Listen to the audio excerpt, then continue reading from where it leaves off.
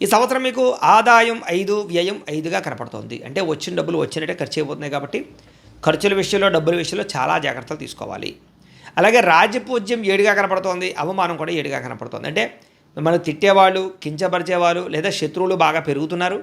దాంతోపాటుగా మిమ్మల్ని పూజించే వాళ్ళు కూడా తక్కువగా సమానంగానే ఉన్నారు, మెచ్చుకునే వాళ్ళు కూడా తక్కువగానే ఉన్నారు. కాబట్టి తత్వ జాగ్రత్తలు తీసుకోవాలి. ఈ సంవత్సరం ప్రతి వ్యక్తితోటి జాగ్రత్తగా మాట్లాడాలి. కుటుంబ కలహాలు, భార్యాభర్తల మధ్య తగాదాలు, మానసిక స్పర్ధలు, అనుమానపు ఆలోచనలు, తప్పుడు నిర్ణయాలు కనపడుతున్నాయి, జాగ్రత్తగా ఉండాలి.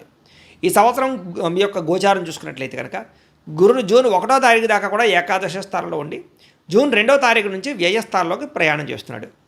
శని ఈ సంవత్సరం అంతా కూడా అష్టమ స్థానంలో సంచారం చేస్తూ ఉన్నాడు.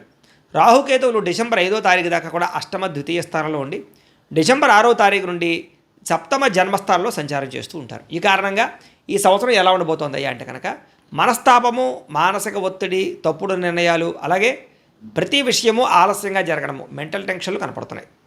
ప్రతికూల వాతావరణం ఎక్కువగా ఉంది కాబట్టి ఈ సంవత్సరం ఎక్కువ జాగ్రత్త తీసుకోవాలి. అందులోనూ అష్టమ శని బాగా ఏడిపిస్తుంది కాబట్టి ప్రైవేటు ఉద్యోగస్తులకి శ్రమకు తగ్గ ఫలితాలు లేకపోవడము, కెరీర్ గ్రోత్ లేకపోవడము, అధికారిక ఒత్తిడి, మెంటల్ టెన్షన్లు, మానసిక ఒత్తిడి బాగా కనపడుతోంది.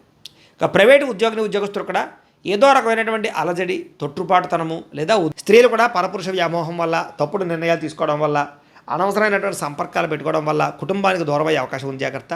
ఉద్యోగాలు చేసే చోట ఎవరో ఒకరు మిమ్మల్ని కోసం బాగా ఫ్లడ్ చేయడానికి ప్రయత్నం చేస్తూ ఉంటారు. అలాగే వ్యాపారాలు చేసే చోట ధన నష్టం కనపడుతోంది, ఆరోగ్య హాని, కుటుంబంలో వివాదాలు, నిందారోపణలు, అలాగే భర్తతో సౌఖ్యం లేకపోవడము, కుటుంబంలో అపార్థాలు కనపడుతున్నాయి, జాగ్రత్తగా ఉండాలి. శనికి కూడా జప తర్పణ హోమాలు చేయించుకోవడము, లక్ష్మీ గణపతి హోమము, సుదర్శన హోమము, మన్యసూక్త హోమము, నవగ్రహ హోమము చేయించుకున్నట్లయితే కనుక ఈ సంవత్సరం మీకు దోషాలన్నీ తొలగి చాలా అనుకూలంగా ఉంటుంది.